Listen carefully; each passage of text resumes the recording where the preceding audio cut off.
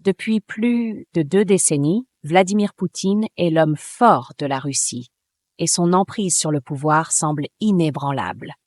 Issu d'un milieu modeste et formé dans les services secrets soviétiques, cet ancien agent du KGB a rapidement gravité dans les hautes sphères du pouvoir russe.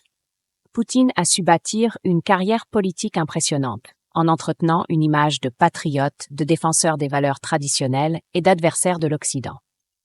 Dans cette analyse, nous allons explorer les principales facettes de son règne, son ascension, la gestion autoritaire du pays, son système de corruption, la manipulation des médias, l'élimination des opposants, ainsi que son rôle international. Les origines modestes d'un espion devenu président. Vladimir Poutine est né en 1952 à Leningrad, aujourd'hui Saint-Pétersbourg, dans une famille modeste. Il grandit dans une époque marquée par les récits héroïques de la Seconde Guerre mondiale, ce qui a sans doute profondément influencé sa vision du patriotisme et du devoir envers la nation. Ses parents, qui ont survécu au siège de Leningrad, inculquent à Poutine des valeurs de résilience et de loyauté, qui marqueront son parcours politique. Après des études de droit à l'Université d'État de Leningrad, Poutine intègre le KGB en 1975. Pendant 16 ans, il y occupe divers postes, notamment en Allemagne de l'Est, où il perfectionne ses compétences en espionnage et en manipulation politique. C'est là que se développe sa vision d'un État fort, capable de protéger ses intérêts par tous les moyens nécessaires. Quand l'Union soviétique s'effondre en 1991, Poutine quitte le KGB avec le grade de lieutenant-colonel, mais son engagement pour l'État ne s'arrête pas là. L'année suivante, il entre en politique en devenant adjoint au maire de Saint-Pétersbourg, Anatoly Sobchak, où il commence à tisser un réseau politique. L'ascension rapide vers le Kremlin, 1991-1999.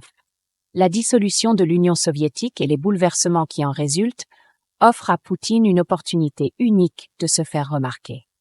Après la chute de Sobchak en 1986, Poutine est brièvement écarté de la scène politique, mais son lien avec des élites politiques à Moscou, notamment avec Boris Eltsine, le ramène au centre du pouvoir.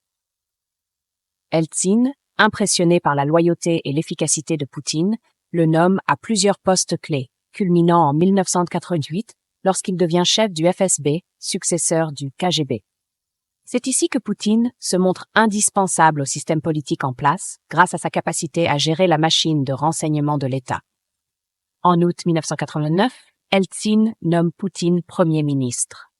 Peu de temps après, le 31 décembre 1989, Eltsine annonce sa démission, propulsant Poutine au poste de président par intérim. La Russie est alors plongée dans une crise économique et la guerre en Tchétchénie fait rage. Dans ce contexte, Poutine apparaît comme l'homme capable de rétablir l'ordre et la stabilité, un thème qui sera central tout au long de son règne, bâtisseur d'une Russie forte et patriote. Lorsque Poutine devient officiellement président en mars 2000, il hérite d'un pays en difficulté. L'économie russe est en lambeaux, affaiblie par la crise financière de 1988, et la guerre de Tchétchénie mine la stabilité interne.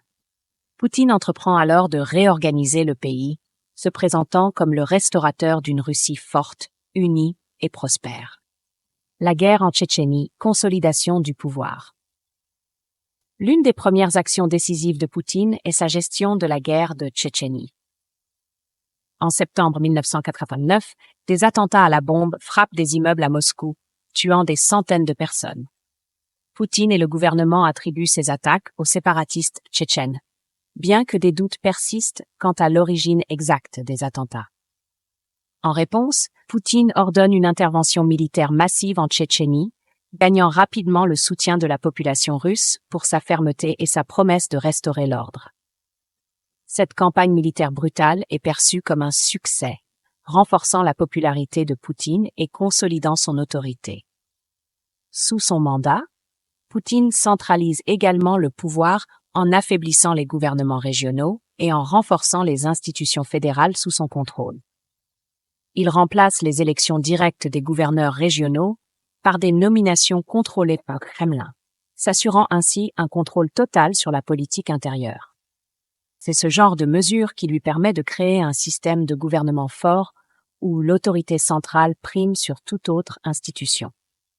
La restauration des valeurs conservatrices et la nostalgie soviétique. Parallèlement à la consolidation politique, Poutine joue sur la fibre nostalgique d'une grande partie de la population russe.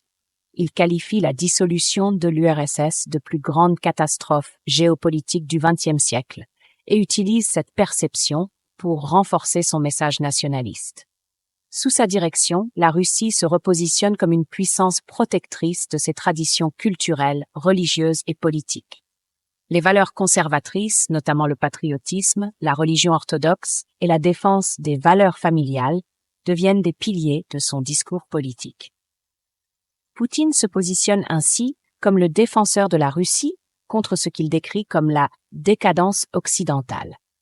Son opposition aux valeurs libérales et démocratiques de l'Occident devient progressivement une partie intégrante de sa stratégie politique. Au début des années 2000, il maintient des relations relativement cordiales avec les puissances occidentales. Mais à mesure que le temps passe, son discours devient de plus en plus antagoniste, aboutissant à un tournant majeur en 2007, le tournant anti-occidental et l'émergence d'un régime autoritaire. Le point de bascule dans les relations entre la Russie et l'Occident se produit en février 2007, lors de la conférence de Munich sur la sécurité. Vladimir Poutine y prononce un discours qui fait sensation. Il accuse les États-Unis de vouloir imposer leur domination au reste du monde et critique l'expansion de l'OTAN aux frontières de la Russie. Ce discours marque une rupture claire avec l'Occident et inaugure une politique étrangère plus assertive de la part de la Russie. La confrontation avec l'Occident et la manipulation de la peur. Ce tournant anti-occidental s'accompagne d'une intensification du contrôle interne. À l'intérieur du pays, Poutine se sert de la rhétorique de la menace extérieure pour justifier un renforcement de la surveillance et de la répression. L'opposition interne est qualifiée de « cinquième colonne », c'est-à-dire d'agents de l'Occident cherchant à affaiblir la Russie de l'intérieur. Cette stratégie de diabolisation des critiques internes et de renforcement du patriotisme sous la bannière d'une menace extérieure permet à Poutine de consolider son pouvoir en éliminant les opposants. Le renforcement des alliances avec la Chine et d'autres pays non occidentaux. Face à l'isolement croissant de la Russie sur la scène internationale, Poutine se tourne vers des partenaires alternatifs. La Chine en particulier devient un allié stratégique, avec lequel la Russie partage une vision commune du monde multipolaire. Ce rapprochement permet à la Russie de compenser en partie les sanctions économiques en diversifiant ses relations commerciales et diplomatiques, le contrôle des médias et l'élimination des opposants. Si la maîtrise du discours anti-occidental est une pierre angulaire du pouvoir de Poutine, son emprise sur les médias en est une autre. Très tôt, Poutine comprend que contrôler l'information est essentiel pour maintenir son image et éliminer toute forme de critique. La censure et la propagande. Dans les premières années de son mandat, Poutine met en place un contrôle strict des principaux médias du pays. La plupart des grandes chaînes de télévision sont nationalisées ou reprises par des proches du Kremlin. Les journalistes critiques du régime sont réduits au silence par l'intimidation, l'exil ou, dans certains cas, l'assassinat. L'affaire la plus emblématique reste celle d'Anna Politkovskaya, journaliste d'investigation et critique féroce de la guerre en Tchétchénie, assassinée en 2006. L'élimination des opposants politiques. Tout au long de son règne, Poutine a systématiquement éliminé ou neutralisé ses opposants politiques. Certains sont contraints à l'exil, comme l'ancien oligarque Mikhail Khodorkovsky, qui, après avoir été emprisonné pendant 10 ans, a choisi de s'exiler en Suisse. D'autres, comme Boris Nemtsov, un critique vocal du régime, sont assassinés en plein jour près du Kremlin.